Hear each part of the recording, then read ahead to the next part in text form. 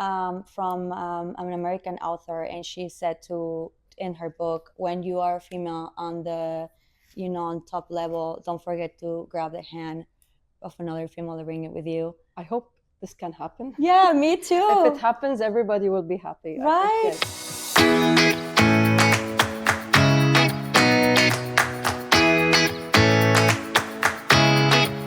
My name is Mary Pierce, and today's expert is Sheikha Athba Al-Thani, Chief Business Development Officer at QDVC. Also, she is the author of comparative research Qatarization. She is the National Human Rights Award winning to improve living conditions of labor. Thank you so much for being here with us today. Thank you. You are very, very impressive. I love to talk, obviously, about your book. Can you please share any specific initiatives or programs you have led to promote diversity and inclusion in your field? Well, first of all, I should thank you for having me here. And if something comes to my mind now, which is related to my research paper on my first book, it's the initiative of having the Qatarization strategy and the Qatarization award implemented in our company, QDVC. It's an international company. QDVC is the Qatari DR Vinci construction company. And this company did so many mega projects in Qatar, which is metro and the other projects related to the Sheraton Park project. And there is a car park subsidiary. We have QDVP as well. So implementing a program of nationalization and Qatarization was one of a kind, I would say. It started back in 2013. Okay. That time I believe there was no Qatarization award created that time. So maybe this is something I can speak about. Yes, I love it. You guys also you also do international projects too as well, right? Our mother companies do international projects. For us, we were created to serve the requirements and needs of the state of Qatar. So the projects are our first client is there, here in Qatar. Exactly. Yeah. That's good. You have received a National Human Rights Award for improving living conditions and transparency for laborers. Can you tell us more about the initiatives or actions that led you to this recognition?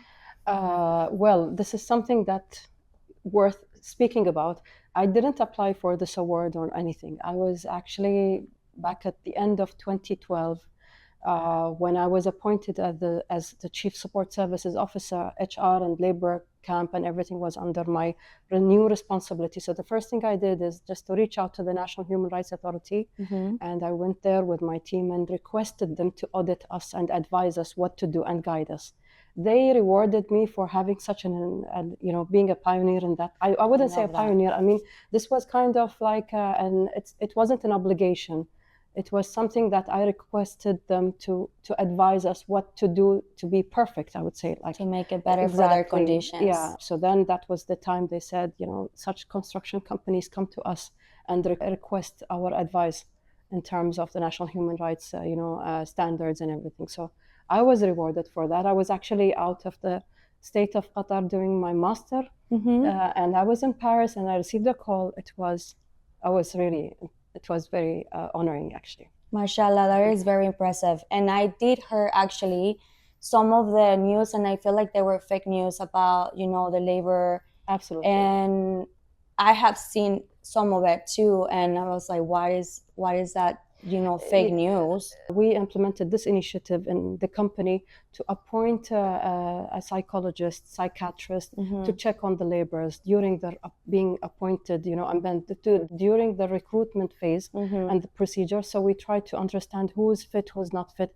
mentally and not only physically. Yeah, that's very smart. Very important. That's very important because you're bringing, laborers from other countries. Yeah. There is different, obviously there is different culture. There is, you don't know what's happening back home. You don't know the reason why they want to come to this country. Absolutely. And the fact that I feel like Qatar has provided, a lot of opportunities for a lot of expats to come here, and seeing, that on the news was like very caught off guard. But I'm very happy that you went and, and you make things right and you got your award. Congratulations on that. No, thank you so much. But of course, I should say that it wasn't only by myself. There was a team behind it. You know, I'm not the only one. Also, just to allow me to do that, I would also thank the management of QDVC, because for the company to accept this, also, it wasn't easy. Any construction company would just step into the National Human Rights Authority and ask to be audited or to be, you know, advised. I think also that credit goes to the company's management as well. Very impressive. And thank you so much for actually taking the time and doing that and making it right for the laborers. So what inspired you to pursue a career in a male-dominated sector like construction, and how did you navigate your path to leadership? Well, when this opportunity came to me, I applied during the career fair. And there was a new company, and I was looking at this, you know, and I felt it's a new challenge. So when I stepped in, as you said, you know, well, it's not only male dominated. I saw some women there, I would say, maybe not nationals, not Qataris, but I felt like, you know, thanks to this opportunity, I understood the politics, I would say. We should not only blame it on men. Most of the time I saw that, actually, not to, let's say, my ABCD about good and bad is not the same as yours. My alphabet is different. So I saw the diversification in terms of women in construction. Some are good, some are maybe not as ethical as expected. The same goes to men, it's equal. So when we appoint some women in such a powerful position anywhere else, and they may not be supportive to other women, I see that, and then men can easily blame it on having women in the construction or any other sector. Let's talk generally about women joining, you know, workforce in general. So we are not being also supportive to each other, I would say. Yeah. And here we start. So not to say it's because if it's male dominated, I noticed that by my experience to work together. They perceive us in a way, when we say about it in general, like nationals or women, that they want to know more about how to communicate with us. They're open to understand from us how culturally they should behave with us. I see that. Nationals, of course, we do have the nationals, they joined after when we established the department for Qatarization. They're really good, very qualified engineers, male, female. I didn't see what others been speaking about, the kind of male-dominated industry. I didn't see the struggle as much as others perceived it. Yeah.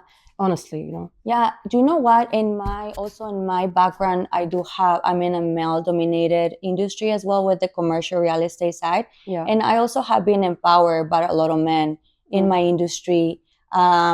They love the fact, you know, that we have kind of like our sixth sense. We bring different perspective.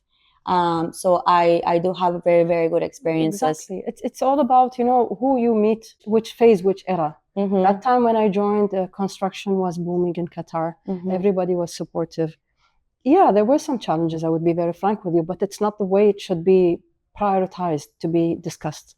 I would say, like, the competition between between the same gender, it's bigger than the competition between different genders. I agree with you. Say. One last question.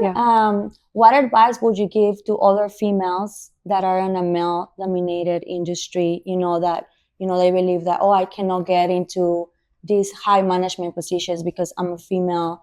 Maybe somebody told them that, and that was the other person's experience, but that doesn't mean that it's going to be your individual experience. Well, first of all, they need to have peace with themselves, to have peace with other people.